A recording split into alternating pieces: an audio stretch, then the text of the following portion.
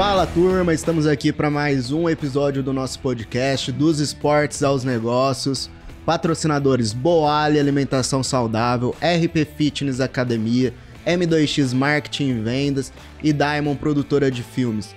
Flávio, apresenta o nosso convidado. Estamos aqui com o pastor Paulo Sérgio Silva. Eu não sabia nem que tinha Silva, hein, pastor? O pastor é pastor da Igreja Missionária, grande Igreja Missionária aqui em Ribeirão Preto, e presidente nacional da IMU Brasil. Pois eu preciso saber o que é isso. E ciclista também, ciclista dos bons, hein, aqui, ó. Pastor, seja muito bem-vindo. Explica para nós o que é IMU Brasil ou IMU Brasil. Explica para nós o que é isso aí. Explico. Boa tarde, Flávio. Boa tarde, Marco. É um prazer estar aqui com vocês nessa tarde, né, para compartilhar aí experiências e aprender também aqui um pouco com vocês. IMUB significa Igreja Missionária Unida do Brasil. É a igreja nacional nossa. Então a gente tem igrejas em alguns estados do Brasil, né? Rondônia, Bahia, Paraná, Mato Grosso do Sul, Mato Grosso, por aí. E São Paulo e Minas. E Minas também. Pastor, conta pra nós sua trajetória. Eu sei que você é carioca, né? Como é que um carioca se torna pastor, veio pra Ribeirão? Conta um pouco da história aí que o pessoal quer saber aí. Na verdade, eu não sou carioca, eu sou papagoiaba. Papagoiaba? Essa daí eu não conheço, não é da minha época, não. Papagoiaba é quando não nasce na capital. Eu não nasci na capital, né? Nasci em Barra Mansa, no Rio de Janeiro. Perto do Rio, mas é em Barra Mansa.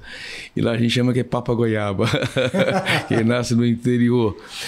E a minha trajetória para cá é interessante, Flávio. 1979, olha só. Quanto tempo faz? Tinha 2 anos.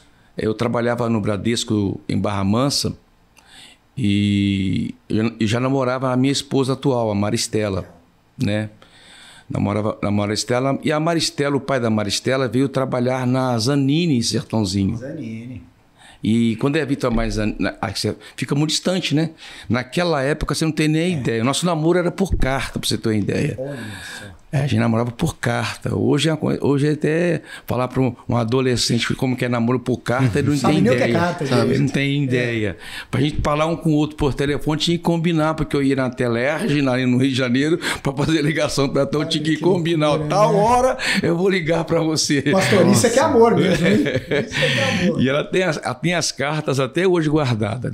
Nós escrevíamos todos os dias um para o outro. Todos os dias escrevi uma carta para o outro. E assim era o nosso namoro por algum tempo. Aí eu comecei a viajar para cá, Eu lembro muito bem quando eu desci a primeira vez aqui em Ribeirão Preto, ali na rodoviária antiga. Aí eu peguei um ônibus 5 horas da manhã da São Bento, que ia para Barrinha e parava em Sertãozinho, né? Quando eu entrei no ônibus, aquela música caipira raiz cantando no ônibus.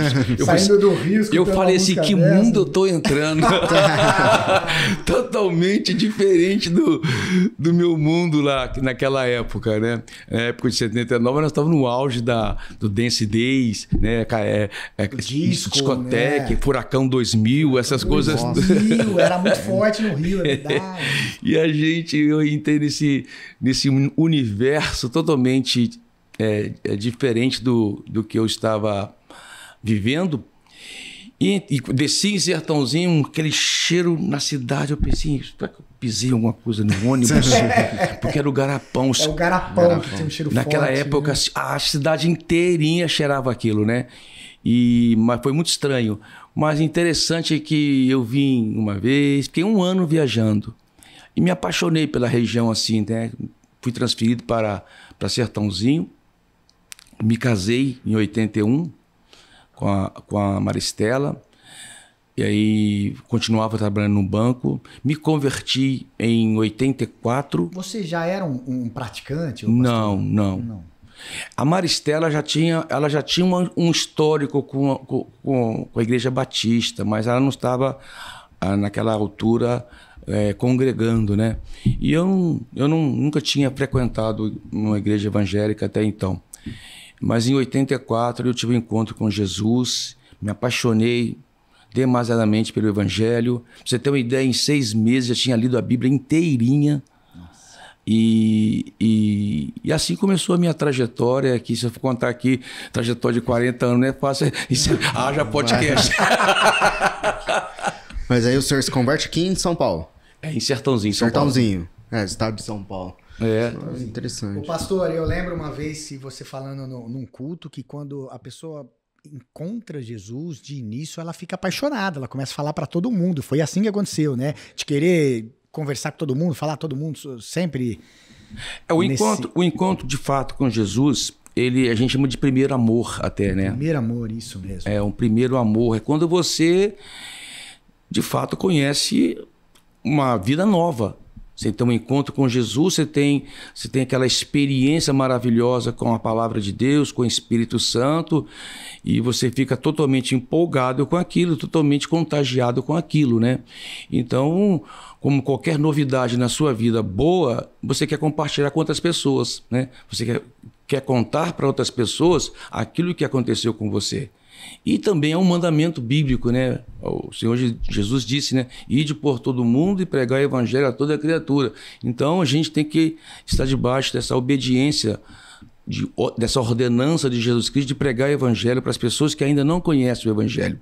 Então, somado à experiência e ao mandamento, aí eu lembro que o pastor João Batista, meu pai na fé, que já partiu para o Senhor, ele, nos primeiros meses da minha conversão, ele foi muito corajoso. Ele me pegou na praça e me chamou para pregar, para dar um testemunho e pregar na praça. Eu não sabia falar muita coisa ainda naquela época, né? Sim. Mas já sabia falar que Jesus salva, né? E o que ele fez comigo. Eu era assim, agora eu não sou mais, porque Jesus entrou na minha vida. Então foi muito legal, porque eu falei, todo mundo gostou do meu jeito de falar, e parece que já tinha um chamado do Senhor para o pastoreio, para a pregação do evangelho. Pastor, você está falando agora, o pessoal gostou do jeito de eu falar. A igreja missionária, eu sou muito recente, né? Uhum. A minha entrega ali foi, eu ia buscar minha esposa. Pegava só o finalzinho do Pedro, né? Do pastor Pedro, finalzinho. Aí eu comecei a falar, pô, que legal isso, né? Diferente, de onde eu vim, é diferente. E aí hoje... Estou muito mais próximo ali de Deus, de Jesus, graças a vocês. Mas vocês têm uma forma de pregar muito jovial, muito fácil de entender, né? A gente estava conversando com várias pessoas hoje, falando de oratória, né? Você tem que se fazer entender. Uhum. E a Bíblia, eu tenho uma certa dificuldade em entender a Bíblia. E toda vez que eu vou lá, eu consigo entender com muita facilidade. Um palavreado muito jovem. Isso já foi... sempre foi assim ou é uma forma de vocês conseguirem conseguirem chegar em mais pessoas? Na verdade, é uma cultura. A gente tem esse entendimento. Porque as pessoas, por exemplo, vai pregar o evangelho, vai pregar uma parábola de Jesus. Por exemplo, Flávio, a parábola do semeador. O semeador saiu a semear, né? E a semente, uma semente caiu no solo duro, outro no solo rochoso, outro no solo espinhoso, e o outro no bom terreno. Se você contar essa parábola para um jovem hoje, ele não tem muito entendimento do que acontece. Então você tem que pegar a verdade principal do ensino da parábola. Qual que é a verdade principal? O que Jesus queria ensinar com aquela parábola? E contextualizar. Você contextualiza a verdade bíblica. Você não precisa contar a mesma história. Você está entendendo? Mas o conceito está ali, O conceito está ali porque Jesus falava uma parábola, né? Para a pessoa, por exemplo, tem uma parábola que se eu falar para você que nem vocês vão entender, né? Ele fala assim, não se coloca vinho novo em odre velho. O que as pessoas vão entender?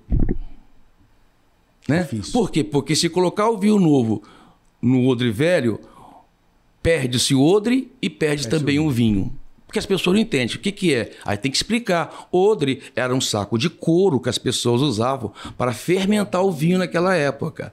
Quando o vinho era novo, botava no saco de couro novo, ele expandia junto com o couro, e o couro esticava, o vinho expandia, fermentava, expandia, né? E conservava tanto o odre como o vinho. Se pegava um vinho novo, colocasse no odre velho, ele arrebentava com o odre, perdia o vinho. Então, o que a gente está falando? Qual que é o ensinamento principal de Jesus ali, né? Porque ele veio com uma revelação nova. um ensinamento novo, que a mente daquela época, a religião daquela época, os fariseus, os saduceus, os herodianos, eles não conseguiam compreender a mensagem de Jesus, absorver os ensinamentos de Jesus. Pessoas simples entendiam, eles não entendiam, porque a mente deles estava totalmente encaixada no sistema religioso da época. Aí Jesus fala, ó, não tem como pegar a minha verdade e colocar em você, porque você não está em condições de receber essa verdade. Ali fala essa parábola. Para as pessoas que estavam ouvindo, entendiam. Mas se eu falar hoje, ninguém vai entender. Eu tenho que pegar a verdade principal, eu tenho que contextualizar. Ó. O ensinamento de Jesus, você precisa estar com o coração aberto para receber. Você precisa se desvencilhar de ideologias, de conceitos filosóficos, né, que você, às vezes, se absorveu durante a sua vida para receber o ensinamento de Jesus. Você está entendendo? Você tem que estar aberto ali. Então, essa forma de pregar, que a gente chama de uma palavra contextualizada. A verdade não muda. A verdade de Deus é a mesma. Você entendeu? Você apenas contextualiza ela para o entendimento da pessoa, da época. Já é uma cultura da igreja missionária, né? De se fazer entender, né? A gente tem que se fazer entender, justamente. Pregar o evangelho de forma que as pessoas que estão nos ouvindo compreendam. Senão não tem sentido. Eu posso mostrar uma eloquência lá, um conhecimento acadêmico profundo da Bíblia. Eu posso fazer uma argumentação lá totalmente teológica e as pessoas ficarem perdidas. Que efeito que teve? Verdade. Se não mudou a vida da pessoa. Se não mudou, não... E o evangelho, o Flávio, o Marco, ele é simples. Ele é de fácil compreensão. Jesus era muito simples. Tanto é que ele usava as parábolas da época, ilustrações que as pessoas estavam acostumadas a ver no seu dia a dia e pegava aquela ilustração para trazer uma verdade bíblica.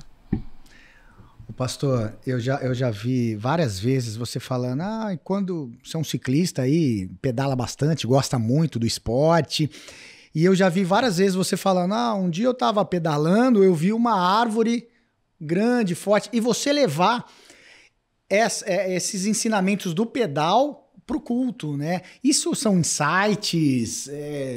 Como é que funciona isso? Tanto são insights como também experiência e convivência com aquilo, né? Por exemplo, eu quero... Se conecta tudo, né? Tá tudo conectado. Por exemplo, hoje eu pedalei de manhã, né? Fiz meu pedal de manhã. Mas eu não estava legal, com minhas costas meio doentes. Aí, no meio do pedal, assim, eu pensei em desistir. Vou desistir. Eu falei para o amigo, vou voltar, porque amanhã tem batismo para fazer, temos 3 cultos. Aí depois eu pensei, não vou desistir. Se eu desistir, eu vou aquecer aqui. Eu fiz um alongamento, aqueci e pedalei 50 e poucos quilômetros. Quando eu pensei depois, aí eu tenho uma mensagem. Não desista com os obstáculos, com a dificuldade que você enfrenta no caminho. Porque se você desistir, vai ser difícil você prosseguir. Aí eu pego uma ilustração. Perfeito. Que aconteceu comigo, porque é forte, porque aconteceu comigo, está fresca na minha memória e eu consigo colocá-la na mensagem de forma simples e que as pessoas compreendam. Porque fez parte da minha experiência. Isso também é um insight. E gera essa conexão com a pessoa, porque sim. Já tá na sua experiência, você pega essa palavra, essa mensagem, gera essa conexão com o público. Ô, pastor, você sabe que Marquinhos, o Gui, eu aprendi muito mais. Eu levei uma sorte muito grande. Eu almocei com o pastor Paulo várias vezes. Ele vai almoçar na Boalha, eu tô de bobeira, eu falei, vamos almoçar junto aqui. Porque o pastor Paulo me dá uma aula. O conhecimento de Bíblia é impressionante, né? E eu comecei a entender, porque eu não entendia, eu era muito distante ali, eu comecei a entender. E a partir do momento que a gente entende, você começa a ter uma responsabilidade a mais. E eu lembro, pastor, que eu fiz uma cirurgia de joelho e eu estava de muleta uns tempos atrás. E todo dia que eu saio de casa, eu falo assim, eu faço minha oração pedindo para ser mais próximo a Jesus possível. Sei que é impossível, mas me assemelhar a Jesus. E eu tava parando no Ribeirão Shopping, tinha uma vaga ali, eu dei seta, para não atrapalhar o trânsito ali do Ribeirão Shopping, eu fiquei ele do lado. O cara me xingou, buzinou e entrou. Nessa hora eu xinguei ele. E aí fui parar lá na frente. Eu falei, gente, é difícil demais ser igual a Jesus Cristo.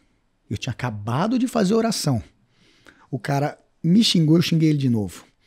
Não é. Aí eu comecei a entender, não é fácil o que Jesus Cristo passou, né? Porque as pessoas não só xingavam ele, humilhavam e assim por diante. Então, ele é igual o treino de jiu-jitsu, é um treino diário. Todo dia é um treino, né? Todo dia. Mas só essa percepção sua que é o importante. Porque aí que está a diferença do cristianismo na vida de uma pessoa. Não é que ela não vá errar mais. É que ela, ao errar, perceba que errou e pode se arrepender. É esse o diferencial do cristianismo. Não se espera, ao pregar o evangelho, que a pessoa se converter se torne-se perfeita. Porque não vai se tornar perfeita. Nós estamos num aperfeiçoamento. Existem duas condições para quando a pessoa entende o evangelho, quando a gente chama de ela é salva. É um estado e um processo, né? Eu sou salvo, eu estou salvo. Eu entreguei minha vida para Jesus Cristo, eu estou salvo. Mas eu continuo sendo salvo, que é um processo. E esse processo a gente chama de santificação, que é um processo de amadurecimento. E o que aconteceu com você, a sua experiência, por exemplo. Talvez antes de você conhecer a palavra, você não estava nem aí com o que aconteceu. Sem dúvida. Sabe? Não ia nem estar lembrando disso agora. Nem está lembrando. Mas por que você se lembrou? Por que marcou? Porque você percebeu que fez algo que não devia ter feito. E isso chama-se arrependimento. É esse o diferencial na vida do verdadeiro cristão. O Espírito Santo que está nele mostra que ele não devia ter feito. E aí fala assim, rapaz, eu não devia ter feito isso. Eu me senti muito mal. Eu falei, meu... E não, isso aí, eu lembro uma vez, você falando, Fábio, eu lembro uma vez quando eu estava aqui, recentemente chegado em Ribeirão Preto. A Caixa Econômica era lá na Avenida Saudade, não sei se é um prédio que tinha ali, e eu fui fazer um pagamento na Caixa Econômica. Eu não sei o que foi, que eu fui mal educado com a Caixa, que ela não estava atendendo, não sei como é que foi, sei que eu fui muito grosso com ela, fui mal educado demais. Eu saí de lá, andei 100 metros, fui incomodar com o Espírito Santo. Que papel que você fez, hein, rapaz? Maltratar a menina que está trabalhando. Você sabe como é que foi o dia dela? Para saber por que ela agiu daquela forma, tal. Ela agiu de uma forma estranha comigo. Aí eu falei assim, caramba, verdade. Eu falei assim, vai lá e volta e pede perdão. Rapaz, essa é a parte mais difícil. Eu voltei lá, falei, minha filha, eu estava aqui, eu te maltratei. Você me perdoa? Eu sou um homem de Deus, eu não devia ter feito isso. Eu agi errado, você me perdoa? Eu lidou com isso o dia inteiro. Eu sei que você dá isso com o dia inteiro, mas eu não devia ter feito, você me perdoa? Então, esse ato, que a gente chama um ato de humilhação, ele trata a sua alma e dificilmente você vai errar novamente naquele mesmo problema. Porque você sabe que ao se arrepender, você vai pedir perdão. E pedir perdão é você humilhar a sua alma diante de um erro que você cometeu e dizer, alma, você precisa ser tratada e não deve agir assim. Faz muito sentido. Você está entendendo? Muito sentido. Sim. É isso aí. O pastor, às vezes as pessoas tiram alguma parte da Bíblia fora do contexto e eu acho isso às vezes meio perigoso, né? Eu vejo muito que na cultura, me corrija se eu estiver errado, na cultura do Brasil principalmente, o lance da pobreza. Você tem que ser pobre para ser salvo, o voto de pobreza. E não é bem assim essa história do voto de pobreza, né?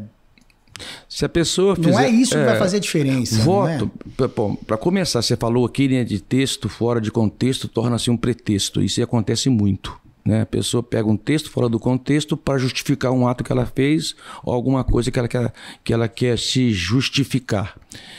Então, a Bíblia ela é harmônica, a Bíblia é um todo. Você não pode fragmentar a verdade bíblica. É lógico que você pode usar um versículo, mas esse versículo dentro do contexto correto, dentro de uma harmonia bíblica. Né? Tanto é que para você defender uma doutrina, você tem que ter vários versículos para comprovar aquela doutrina e dentro de um contexto. Agora, um versículo isolado pode ser perigoso demais para a pessoa fazer algo que, na verdade, a Bíblia não está dizendo aquilo, né? Você falou de voto de pobreza. O que é voto? O voto é quando a pessoa se propõe a fazer algo que Deus mostrou para ela, ou que ela sentiu de entregar para Deus. Eu posso fazer um voto de nunca mais beber café. Eu conheço a pessoa, minha esposa fez um voto de não comer chocolate. Faz 12 anos já que ela não come chocolate. Não coloca nada de chocolate na boca. Ela fez esse voto há 12 anos atrás. Mas ela comia muito chocolate, gostava muito de chocolate. Nós tivemos uma situação e ela falou: eu vou entregar algo para Deus. Mas isso é coisa pessoal. Você não pode fazer disso uma doutrina e impor sobre as pessoas essa condição. Tá aí o perigo, né? Isso que é o perigo. O voto é algo seu. Você está entendendo? É algo que você faz. Então, para começar voto. Agora, usar versículo para, por exemplo, prosperidade, que você acabou de falar aí, né? A prosperidade é bíblica. Os grandes homens de Deus foram prósperos. Agora, a gente tem que entender o que é prosperidade. Prosperidade, necessariamente, não quer dizer só dinheiro. As pessoas falam em prosperidade e pensam, é para ficar rico. Não, uma pessoa que é muito saudável, ela não está próspera, ela está bem emocionalmente, sua família está bem, ela tem a condição digna de vida, ela prosperou. A prosperidade é num todo, não é só a questão financeira. Agora, financeiramente também a pessoa pode prosperar, a pessoa pode crescer financeiramente. Não tem nada na Bíblia que proíba isso, pelo contrário. A Bíblia fala que aquele que semeia vai colher. Você está entendendo? Então, há uma na Bíblia mostrando que você pode ir prosperar, sim, mas não pode fazer da prosperidade um argumento de que só é salvo quem é próspero, como eu já vi falar. Isso não é verdade. Não é verdade. Não tem fundamento bíblico isso. Pastor, você está falando de prosperidade e tudo mais. E antigamente eu ia na igreja e eu tinha o preconceito, vou dar dinheiro para a igreja. Isso é muito comum, né? Dar dinheiro para a igreja e tal. E aí eu comecei a entender o seguinte, calma aí. Eu sento aqui, eu escuto a palavra, eu aprendo demais. Se eu for pagar um curso, eu tô pagando também. Né? Eu comecei a entender o seguinte, se eu tô comprando um curso para aprender, por que eu não tenho? E assim começou, né? E aí eu comecei a entender, calma aí. Tem um ar-condicionado, eu tenho um conforto, né? Eu tenho um conforto. E daí começou a mudar minha vida, porque eu comecei a saber que toda vez eu tenho dinheiro, eu vou fazer um Pix, ou eu vou dar em dinheiro. Isso quebrou um pouco na minha... Vocês ainda sentem isso na igreja ou não? Esse preconceito ou tá melhorando? Existiu, existe e sempre vai existir.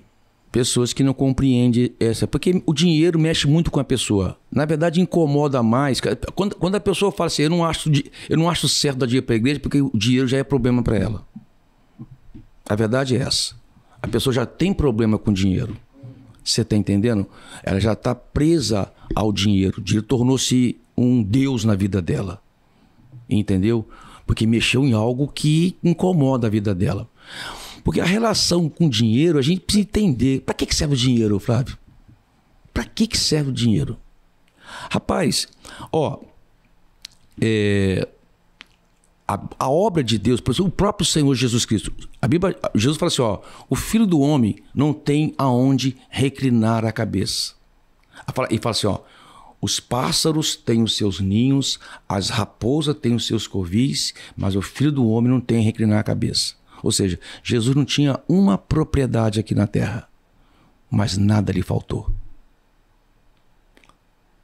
Tudo que ele precisou, ele teve. Quando Herodes foi foi matar as crianças, Jesus fugiu para o Egito. Na verdade, levado por José e Maria, a criança Jesus. Mas como é que ele fugiu? Como é que alguém fazia uma viagem Nossa Senhora, nem imagino. Do Egito, de Israel ao Egito, para o Egito? Era muito caro. Muito caro. Mas o que Deus tocou? Uma profecia lá atrás do livro de Daniel. Os magos do Oriente viram aquela profecia, que uma estrela, quando a estrela nascesse, o Salvador nasceria. Eles demoraram 2 anos para chegar aonde. Você vê como é que é difícil viajar naquela época. Da Babilônia até onde Jesus estava em Belém. 2 anos. A gente vê lá aquele presépio, né? Vê os magos. Nem noção. Acho que foi tudo num dia só. Não. Na verdade, o presépio é um contexto. Sim. É uma história contada. Ali, mas é 2 anos de história ali. Que loucura, você não sabia, não. Não, você não tem noção, né? Porque quando os magos vieram visitar Jesus, ele já tinha 2 anos. Nossa Senhora. E o que acontece? O que eles trouxeram para Jesus? Ouro, incenso e mirra. Ou seja, 3 coisas preciosas, valiosas e que poderiam ser vendidas para financiar a fuga dele para o Egito. Entendi. Quando Jesus morreu, havia uma profecia que ele seria enterrado num túmulo novo e teria a honraria de uma pessoa digna, né? Rolada com linho, derramado sobre ele as essências caríssimas. Mas como? Um homem pregado na cruz, condenado como um marginal. Como que ia acontecer isso? Normalmente quem era condenado na cruz, que era uma morte, que era uma condenação dos romanos, era lançado num vale lá, jogado como indigente para ser comido pelos corvos. Nossa. O que aconteceu? Um homem chamado José de Arimateia e um homem chamado Nicodemos, aquele que encontrou Jesus de noite. José de Arimateia foi lá, comprou um túmulo novo que só rico tinha para Jesus. Envolveu-o com linho fino. Nicodemos comprou, eu fiz as contas uma certa vez, equivale 1 ano de trabalho de um salário, de um assalariado, em óleos e essências para ungir Jesus. Como é que ele conseguiu isso? Alguém pagou por ele. Então, na verdade, o Flávio, as pessoas têm uma relação com o dinheiro muito pobre. Eu conversei com uma pessoa uma vez, falei para ela, e isso mudou a vida dela. E um grande amigo meu hoje. Eu falei para ele, falei e ele falei só, você é tão pobre que a única coisa que você tem é dinheiro. E era uma pessoa rica. Nossa Senhora. Nossa Senhora. Que isso? Você está entendendo? O dinheiro não pode comandar a vida da pessoa. O dinheiro, a relação com o dinheiro, ela é muito complexa. A pessoa fica muito presa. A pessoa desprendida e ela prospera, sabe? Eu creio, quando eu vim para Ribeirão Preto, Deus falou fortemente comigo, um versículo que eu carrego até hoje, mais de 40 anos, que diz, uma palavra de Davi: fui novo, hoje sou velho, jamais vi um justo desamparado e a sua descendência mendigar o pão. Então eu falei, eu não vou precisar. E a história é essa. Deus sempre supriu as nossas necessidades. Deus sempre deu condição. Hoje, se você tem uma ideia, Flávio, eu já aqui na região, eu já fundei 14 igrejas. Aí, Ribeirão, Santa Rita, Matão, Jabuticabal, Bebedouro. Nós temos uma em Uberaba também, em Serra Negra, Amparo, lá em São Paulo, aqui em Ribeirão Preto. Pastor. Então, isso aqui, isso é recurso que Deus traz, que Deus vai abençoar naquela obra lá e ela vai acontecendo, né? Né? Vai acontecendo. Que loucura. Pegar isso. só um gancho nessa fala do pastor. Vou fazer uma pergunta, mais leigo, quero entender. A igreja, como ela é organizacionalmente falando ali, porque, como o Flávio falou, tem pessoas que trabalham lá, então tem uma folha de pagamento, tem energia. Como que funciona esse ecossistema organizacional dentro de uma igreja? A igreja, aí você fala a igreja CNPJ. O CNPJ da igreja.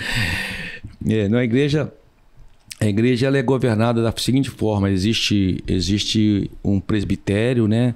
Existe uma diretoria escolhida, nós temos um tesoureiro, temos fiscal da tesouraria, 3 fiscais. Sim. A gente chama conselho fiscal, tem um tesoureiro, tem um secretário, tem o presidente, o que sou eu, tem um vice-presidente. Então essa é a organização. E nós fazemos uma vez por ano uma coisa que chama concílio, que é uma prestação de contas. Entendeu?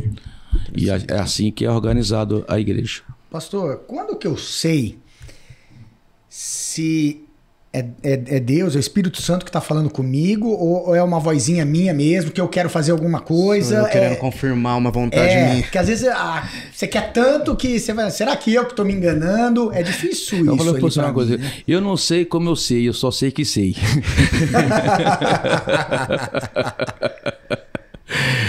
Não, uma das características da voz do Espírito Santo no nosso interior, porque como é que o Espírito Santo fala? A Bíblia, o Espírito Santo está falando aqui com a gente. A Bíblia vai onde houver 2 ou 3 reunidos em meu nome, ali estarei no meio deles. Às vezes o Espírito Santo está falando aqui no meio da gente. Entendeu? Às vezes alguma pessoa vai estar ouvindo esse podcast, vai ser tocado pelo Espírito Santo. A gente não sabe, a palavra ela é semeada. Isso que chama semeadura da palavra. Você nunca sabe como que ela vai vingar em cada coração. Então o Espírito Santo fala através da palavra. O Espírito Santo fala através de uma impressão íntima dentro de você. Sabe? O Espírito Santo fala através da circunstância. Então, como é que você sabe que é a voz do Espírito Santo? Primeiro, você tem paz. A Bíblia diz: seja a paz de Cristo o árbitro em vosso coração. Você tem paz. Segundo, às vezes traz convicção. Sabe quando você tem uma convicção? Rapaz, é para fazer isso. Eu tenho convicção que Deus está me chamando para fazer isso. Então, o Espírito Santo te dá paz, te dá convicção. E uma característica forte do Espírito Santo, ele sempre está em harmonia com a palavra de Deus. O Espírito Santo nunca vai direcionar alguém ou falar com alguém que é contrário à verdade bíblica. Entendi. Isso faz muito sentido. Ele não vai se contradizer. Ele está em harmonia com a palavra de Deus. Faz muito sentido. Pastor, vamos entrar um pouquinho de... Polêmica não, né? Não é polêmica isso. Você veio com um monte de pergunta aí, rapaz. Não, mas é só para eu não esquecer. Porque ontem à noite eu falei, nossa, eu tenho sempre muitas perguntas. Ele é bom que ele falou nada para mim que pergunta que ia fazer, que eu gosto assim, sabe? De falar sem dar preparo, sem estar... Pastor, a gente veio do esporte, você gosta do esporte, o Marquinho, todo mundo aqui é do esporte, né? Eu sou do esporte. Eu gosto muito de Olimpíadas. E Olimpíadas nós tivemos tantas cenas bizarras, eu vou falar bizarras, não sei se a expressão é essa, como outras cenas glorificando Jesus. Como é que você viu toda essa... Muito interessante como é que o mundo está, né? Porque você pensa, eu já vi várias Olimpíadas. Vamos botar aí há 20 anos atrás, tinha uma Olimpíada, essas coisas nem eram apresentadas, não se havia percepção de fé de ninguém, as pessoas estavam lá só no esporte. Hoje, como é que o mundo está? E a gente percebe que o mundo está cada vez mais perto da vinda do Senhor Jesus Cristo. Olha só como é que interessante. Ao mesmo tempo que houve uma manifestação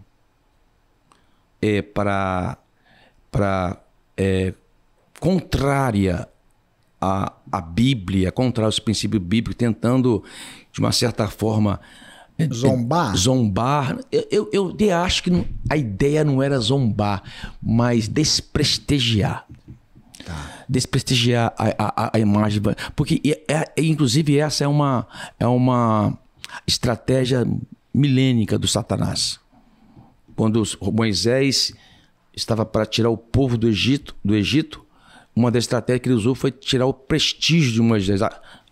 Você entendeu? Sim. Enfraquecer a imagem de Moisés. Então, é uma estratégia, enfraquecer. Só que em contrapartida, o tiro sai pela culatra, né? Aí as pessoas que estão lá, que têm a fé, sentem-se na responsabilidade de manifestar a sua fé. Então, muita gente falando da sua fé. Então, eu não me importo. Tem pessoas que falam, você viu o que aconteceu no carnaval? Eu falei, quanto mais eles falam, mais em evidência o evangélico vai ficar. Mais em evidência Jesus vai ficar. Porque aí sim que as coisas começam a... Se eles estão incomodados, estão falando mal, as pessoas começam a despertar. Puxa, está falando... O que está falando? Por Deixa eu ver tá o que falando? É isso mesmo. Ué, se eu falar mal de você, eu vou despertar um monte de seguidores meus Deixa eu ver quem que é o Flávio. Olhar o seu perfil e avaliar você. Porque de repente, fala, não, acho que esse cara aqui é bacana, não é tão assim, não. Você, de repente, eu falando mal de você, faço você ter um monte de seguidores. Dá um tiro no pé ali.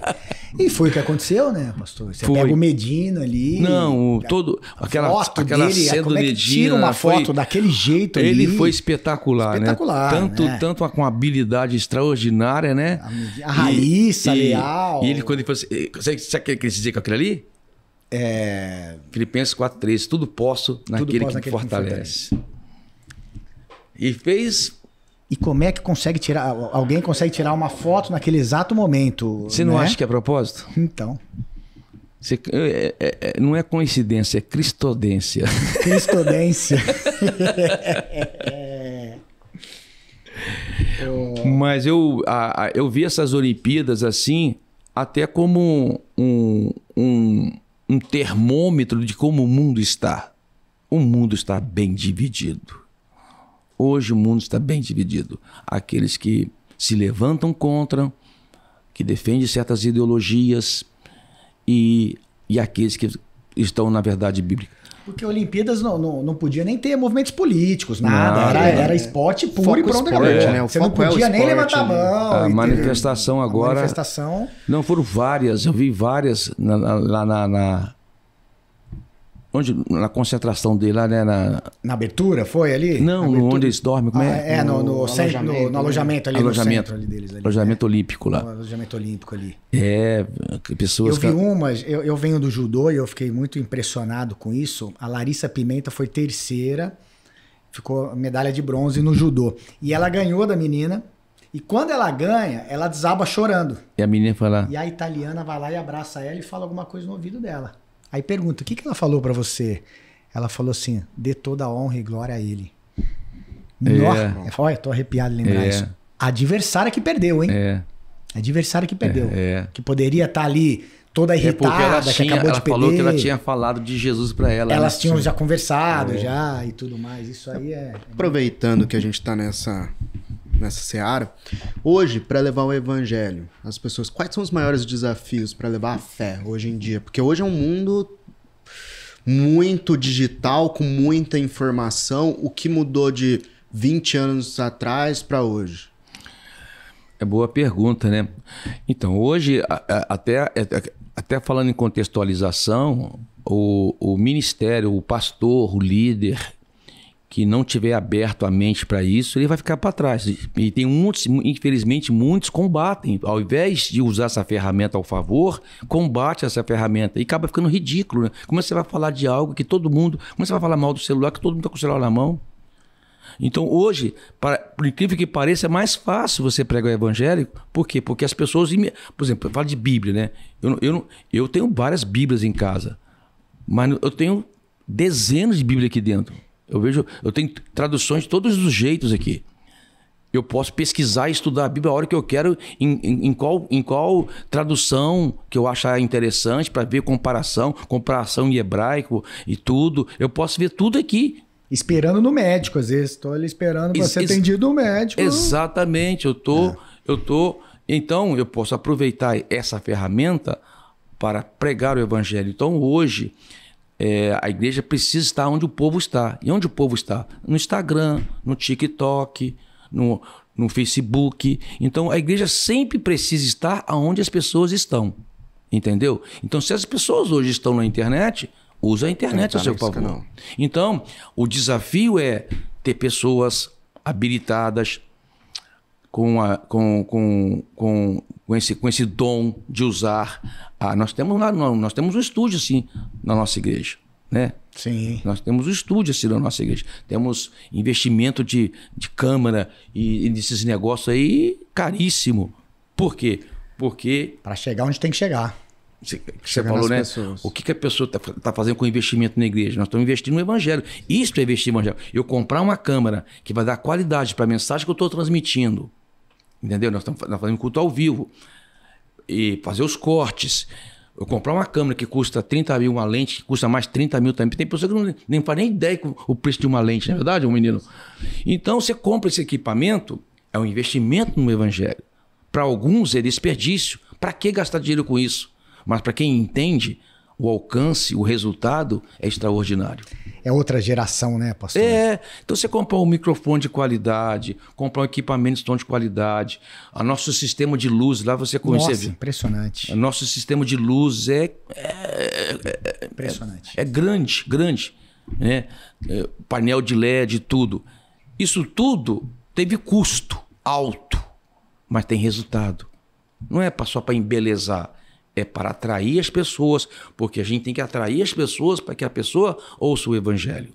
Você está entendendo? Jesus fazia isso, né? Jesus ia lá, fazia uma pesca maravilhosa, atraía todo mundo e pregava o evangelho. É verdade. Não é verdade? É o mesmo conceito. É. O mesmo conceito, é verdade. Trai a atenção, entrega pastor, a palavra. Antigamente, os milagres eram assim, Moisés foi lá, bateu o cajado, era um negócio muito visual, assim. Como que é o milagre moderno hoje? Eu sei que ele existe, mas como que são os milagres? Milagre, não existe milagre moderno. Não, mas assim, hoje o cara não bate o cajado, é que você sai água da o que a gente precisa pedra, entender né? é o seguinte, existe um tempo em que algumas coisas aconteciam, né? Por exemplo, os profetas que foram levantados com dons e sinais, foi por uma época que precisava daquela situação. Hoje os milagres ainda acontecem. Não assim de andar sobre as águas como Jesus andou, né? Mas Pra você mostrar, vê, você está falando de 6.000 anos de história. Aí você vê os milagres que aconteceram nesses 6.000 anos de história, né? Na verdade, até Jesus 4.000 anos. Mas então até Jesus Cristo acontecia isso. Quando Jesus vem, a gente fala de uma nova dispensação. Jesus veio trazer uma nova aliança. Agora você anda pela fé em Cristo Jesus. E crê que Jesus Cristo opera os milagres. Então a gente crê. Eu tenho um milagre na minha família. Minha esposa foi curada de câncer. Foi curada mesmo, de câncer, né? E muitas pessoas são curadas.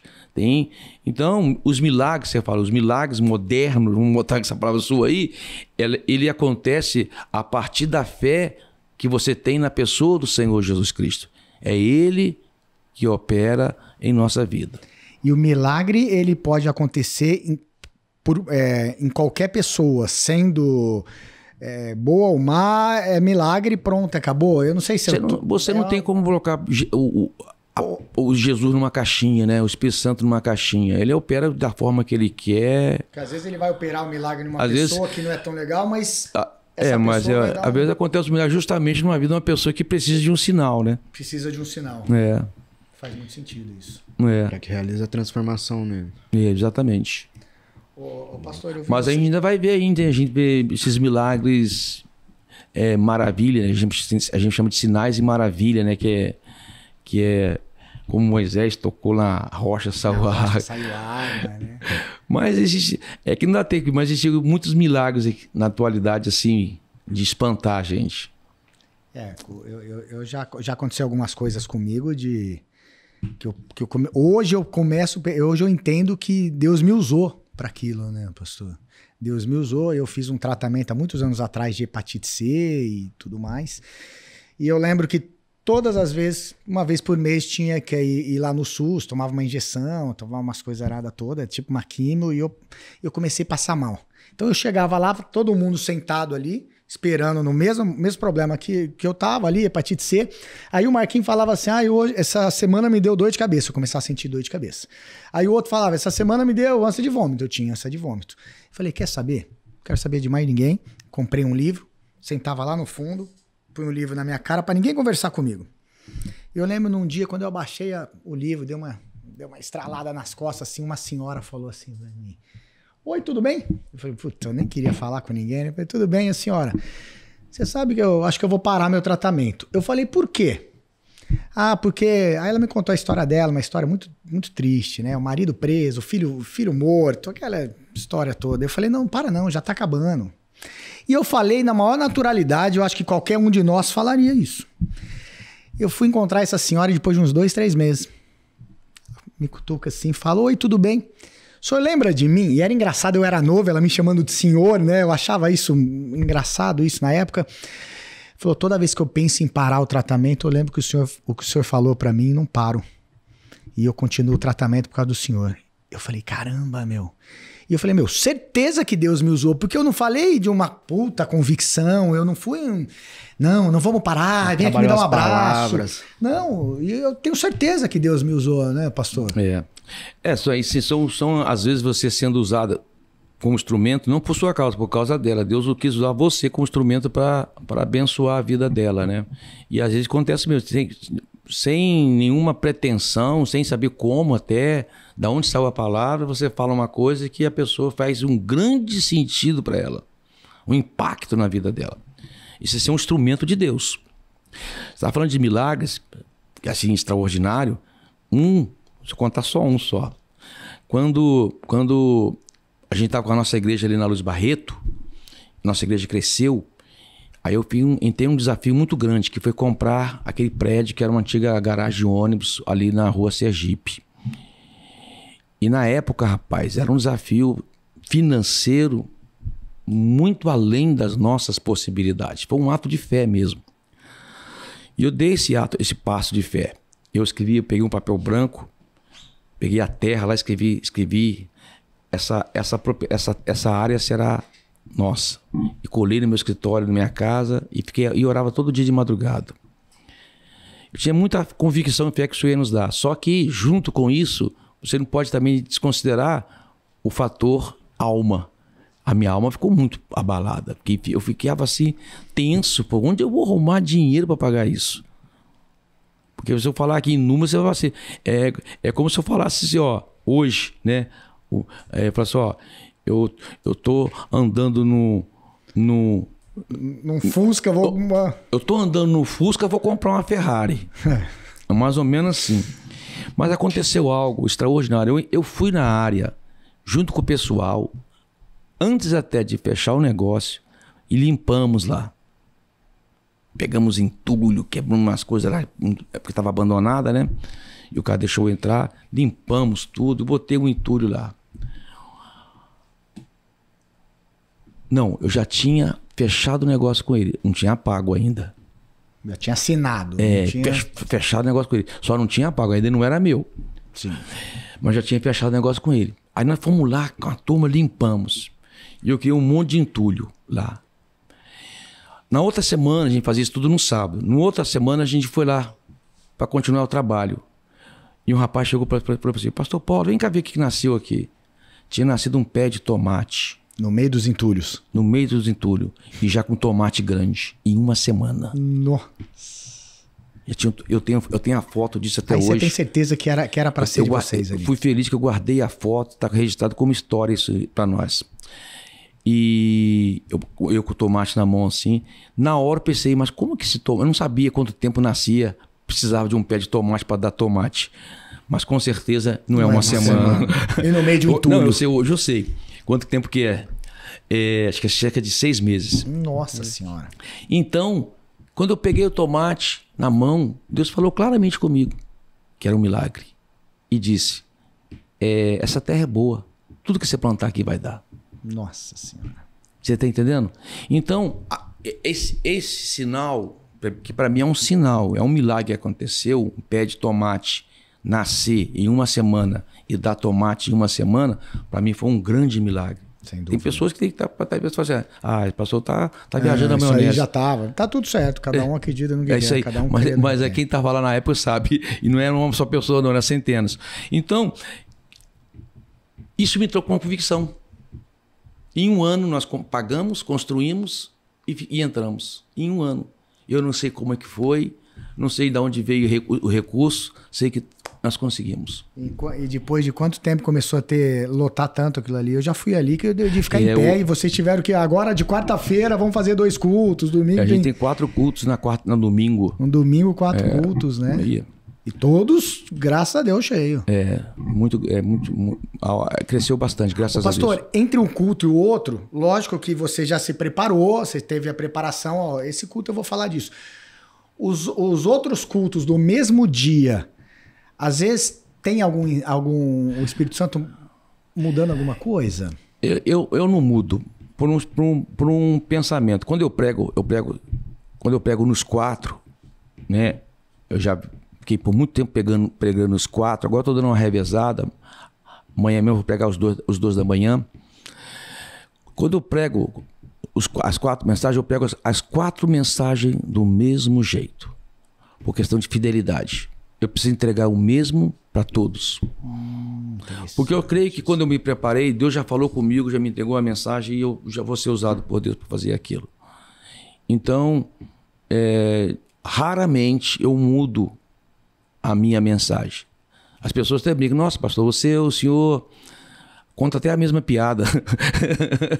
É porque é questão daquilo que eu quero entregar. Fidelidade, entendeu? Mesmo. Para quem está no primeiro, tá no primeiro e está no segundo, ele tem que ter a mesma entrega. Ele se preparou para ir para lá. Até emocionalmente, eu procuro. Por isso que eu estou agora revisando, porque você cansa muito emocionalmente. Sem dúvida. Mas você tem que entregar. Com a mesma intensidade. Pastor, ser líder de uma igreja é complexo, né? Por exemplo, eu sou líder de uma equipe aqui no Brasil de jiu-jitsu, né? E não é só da aula de jiu-jitsu, é o fora do tatame. É a maior dificuldade, porque não é só o pastor Paulo lá em cima e pregando naquela 1 hora. É o fora do tatame que é a maior dificuldade, né? Não adianta o pastor Paulo falar, faça isso, e chega na hora não faz, né? Você teve muita dificuldade no começo? Não. Já estava bem alinhado ali. Pessoas te cobram muito isso? No começo você fala lá atrás? Não, de cobrar sim. Às vezes você tem um investimento muito jovem, você está sempre com um investimento jovem. Às vezes a pessoa diz, pastor é meninão, ou o carro do pastor. Esse tipo de cobrança, você acha que existe ainda? Não sei se existe. Existir hoje a minha postura, Flávio, é o seguinte: eu tenho paz de espírito. Ótimo. Entendeu? Eu não adianta. Qualquer pessoa, seja em que posição que ela esteja, qualquer pessoa que esteja em posição de destaque, ela vai ser julgada por alguém. E às vezes você vai ser julgado por pessoas que não tem base nenhuma para julgar você. Não tem argumento nenhum, não sabe da sua história. Não chegaram onde você chegou. Não sabe o que você passou, não sabe o tanto que você lutou para estar naquela posição. Então são pessoas que simplesmente querem falar. A internet hoje também mostra isso, né? E as pessoas já estão acostumadas com isso, né? Você vai lá ver um comentário meio azedo acerca de alguém, aí você vai lá, procura quem fez o comentário e olha a história daquela pessoa. A pessoa não construiu nada ainda. Como é que ela pode julgar alguém que tem uma longa história de construção? Então julgar é uma coisa muito complicada. Eu não julgo ninguém assim nesse aspecto, sabe? Porque eu preciso conhecer a história da pessoa. E tem outra, o que eu vou contribuir? Eu tenho que pensar nisso. Então, se eu ficar preocupado com as pessoas que elas pensam de mim, eu não vou fazer a obra de Deus em paz. Tem que estar em paz para fazer. Eu ficar... não posso. E foi difícil, para você ter uma ideia. Quando eu fui para o ministério, eu trabalhava no banco, cheguei a ser gerente do banco. Aí depois eu fui para a usina São Geraldo, trabalhei na contabilidade da usina. E fui muito bem lá, graças a Deus. Depois eu comecei minha empresa. Tive uma empresa, minha empresa estava indo muito bem. Foi justamente quando a minha empresa estava crescendo que Deus me chamou para o ministério. A minha história de abrir mão de uma casa que eu tinha em Sertãozinho para morar no fundo da igreja. Eu abri mão do meu trabalho para começar a fazer a igreja. Então, a minha história foi uma história de entrega. Você entende? Entrega. E essa entrega até hoje. Eu não estou preso, honestamente, não estou preso a nada, graças a Deus. Se precisar entregar, não tem problema, minha história é história de entrega. Então... E não é um personagem, né, o pastor? Porque eu convivo aqui com o senhor por algum tempo. Encontrar hoje, amanhã, dentro da igreja ou fora, é a mesma pessoa. É claro. Né? Não é um personagem. Isso que eu faço. Isso no começo que você fala, quando eu saí da minha empresa e comecei a ir para a igreja, para você ter uma ideia, eu tinha dificuldade de receber o dinheiro. Um dia eu me peguei, isso lá atrás, há 25 anos atrás, eu me peguei com meus meninos pequenos, Pedro pequenininho, querendo as coisas. Não, isso não pode não, isso não pode não. Por quê? De tanto temor que eu tinha, porque eu recebi o salário da igreja. Há um dia Deus falou para mim, claramente, ó, e está na Bíblia, não se ata a boca do boi que debulha.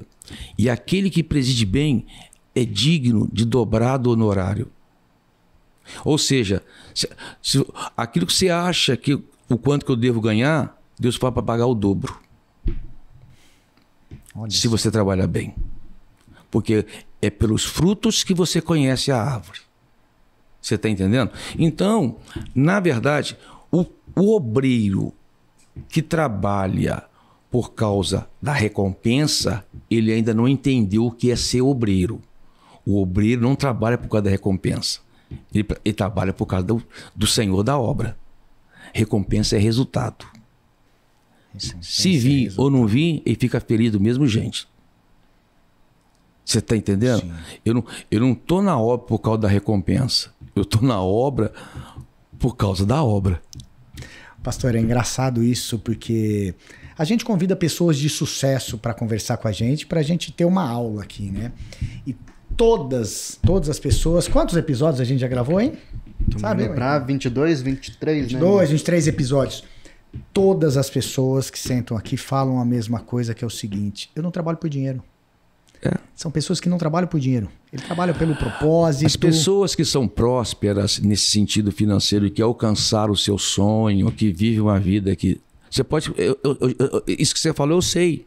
Porque elas trabalham por causa de uma visão. Um propósito que ela tem de vida. Vocês estão entendendo? O recurso financeiro, por isso que eu falo que a gente precisa entender prosperidade. Prosperidade é você alcançar o seu propósito de vida. O cara que resolveu cuidar das árvores lá na Amazônia. Ele conseguiu plantar 20 mil árvores. Estou dando um exemplo. Sim. Ele não ganhou nada financeiramente, mas ele prosperou. Prosperou. Por quê? Porque ele realizou seu sonho. Sem dúvida, tá feliz. Ele tá feliz. O resultado que eu queria, eu alcancei. E tá em paz. Tá em paz. Pelo propósito. Isso é propósito. Então, as pessoas que alcançam mesmo, você conversa com ela e fala assim, não é por causa do dinheiro. Porque tem muita gente que tem muito dinheiro, não tá nem aí, ele continua fazendo a mesma coisa. Uma vez a pessoa perguntou para mim assim, ô pastor Paulo, se o senhor ganhasse uma loteria, por exemplo, 1 bilhão, o que o senhor ia fazer? Eu falei assim, eu ia continuar fazendo a mesma coisa que eu faço. Só ia ficar melhor um pouco. Imagina se parar de fazer isso. Que graça tem. Então, eu aprendi lidar com certas coisas lá atrás, que você fala, que você perguntou, né? Lidar com realidade diferente. Mas hoje, graças a Deus, eu tenho paz comigo e... Graças a Deus. Eu olho para o resultado, por exemplo, amanhã para mim é um dia dos mais alegres que tem. Que é o dia que eu vou batizar pessoas. Batizado, né? Aquele dia é o dia que eu tô... Olha, pessoas que... Pra você ter uma ideia, Flávio, ontem... Eu falei hoje no pedal para os meus amigos, rapaz, eu fiquei tão feliz ontem, tão feliz, porque eu fui fazer entrevista, eu faço algumas entrevistas com as pessoas que vão batizar, depois dou um aulão, né, para todo mundo, mas em alguns casos eu faço entrevista. E eu estava fazendo uma entrevista ontem com um rapaz que vai batizar e falou, pastor Paulo, ele fala assim, na linguagem dele, a igreja mudou minha vida, mas a verdade que mudou foi Jesus, mas a igreja porque ele encontrou Jesus na igreja. Sim. A igreja mudou minha vida. E eu tô feliz, minha vida vai mudar. Pastor, olha, eu E esse jejum me transformou completamente. Tem 21 dias, pastor, que eu não fumo, não bebo e olha, tô liberto, nunca mais vou fazer isso na minha vida. Oh, aleluia. Eu falei, esse é o evangelho. Esse é o resultado do evangelho. Nossa Senhora. Você está entendendo? É a transformação de vida. Então, você conversa com as pessoas falam, eu estou feliz, eu estava mal no meu casamento, agora eu e minha esposa estamos bem. Ai, eu estou uma pessoa agora. Então, esse é o tipo, o bônus que a gente tem. Esse é o resultado ali que vocês esperam. O resultado que a gente tem é esse. Você está entendendo? Então... Bom. Maravilha. Pastor, eu queria agradecer. Tá? Muito obrigado. Eu sei que o seu tempo é corrido demais. Hoje é tranquilo. Hoje tá tranquilo? Hoje eu quero descansar para amanhã. Amanhã é correria. Vai batizar quantas? Quantas pessoas batizam amanhã? Rapaz, acho que passou de 100. Passou de 100. Quando eu batizei, tinha passado de 100 também. Não, a gente já batizou já... Todo batismo tá passando de 100. Já é o quarto esse ano. É o terceiro ou quarto, eu não sei. Passado. Peraí. Agora eu não entendi a resposta. 100 pessoas batizadas no dia? No dia. Nós já batizamos mais de 400 esse ano já. Porque quando falou passou do 100, eu falei, deve ser no total, mas depois no dia, Marquinho, no dia. Caramba. E é impressionante, meu. No dia que você batizou 120 pessoas. 120. O nível de energia é... Eu saí arrepiado ali. O nível de energia graças a Deus. Esse é o trabalho nosso. Esse é o trabalho nosso. E eu hoje estou tranquilo aqui. É impressionante. Eu vim para cá, eu cheguei, almocei, aquela vontade de dar aquele cochilo. Não vou nem cochilar. Nem cochila. Porque daqui a pouquinho eu vou estar lá com o Flávio. O pastor, pedalou quanto hoje? Hoje foi 51. Só 51. Só 51. Só pra você. Queria andar 2 quarteirões pra ir no shopping pra comer. São Paulo, não tem vergonha. Na terra, né? Não é asfaltinho, não é assim fácil, não. Pastor, muito obrigado mesmo. Obrigado. Mais uma vez, é uma honra aqui nossa. E a gente sabe que a glória é sempre dele. É sempre... A gente só convida pessoas que a gente realmente gosta e que a gente quer aprender com elas. Né? Eu queria que você deixasse uma mensagem para quem tá procurando Jesus ou quem já encontrou. Bom, eu queria pedir permissão para fazer uma oração também. Oração para vocês, para quem está nos ouvindo e para quem está nos assistindo aí, né, num podcast, e essa oportunidade que me é dada de falar do Evangelho de Jesus Cristo, para mim é maravilhosa. A Bíblia fala que Jesus Cristo é o caminho, a verdade e a vida. E ninguém vem ao Pai senão por meio dele. Então a única forma de você encontrar a verdadeira paz para o seu coração, a verdadeira alegria, o sentido de vida, é você encontrando Jesus. Ele fala a sua palavra, deixe-vos a paz. A minha paz vos dou. Não vou-las dou como o mundo a dá. Não turbe o vosso coração e nem se atemorize. A paz que o mundo oferece é uma paz circunstancial. É uma paz passageira. É uma paz que precisa de várias coisas está dando certo para você. Mas a paz de Jesus, ela não depende disso. Ela está dentro de você. E mesmo que você esteja passando por um momento muito difícil, mesmo que você esteja passando por uma dificuldade muito grande agora, você pode ter a paz de Jesus Cristo dentro de você, que vai te trazer segurança, alegria e que vai deixar você tranquilo diante da situação que você está vivendo. Jesus Cristo, o único caminho. Jesus Cristo, a única verdade. Jesus Cristo, a única vida. Entregue-se para Ele e você vai ter sua vida transformada. Pai, eu quero orar neste momento, neste lugar, abençoar essas pessoas que estão aqui, Deus amado, esse trabalho, o Flávio que tem colocado esse canal também para a divulgação do Evangelho do Senhor Jesus Cristo. Sei que o intuito dele é falar de esporte, é esclarecer as pessoas sobre o trabalho do esporte, mas hoje nós estamos aqui, Deus, para falar do amor do Senhor. Nós sabemos que quando se fala em esporte, o Senhor quer cuidar do nosso corpo, alma e espírito, na nossa totalidade. E se a gente cuida do nosso corpo, Se a gente se preocupa com o bem-estar do nosso corpo, se alimentamos bem, nós também temos que ter cuidado da nossa emoção e principalmente do nosso espírito. E eu oro, Pai, em nome do Senhor Jesus Cristo, que o Senhor venha cuidar de cada pessoa que está nos assistindo nesse momento, que o Senhor venha falar o coração de cada uma delas, que o Senhor venha abençoar esse ambiente, esse lugar onde é gravado esses podcasts. E eu oro abençoando no poder do nome do Senhor Jesus Cristo. Amém. Amém? Amém. Amém. Obrigado, pastor. Obrigado, pastor. mesmo, viu? De coração, obrigado pelo seu tempo aí. Valeu, pessoal.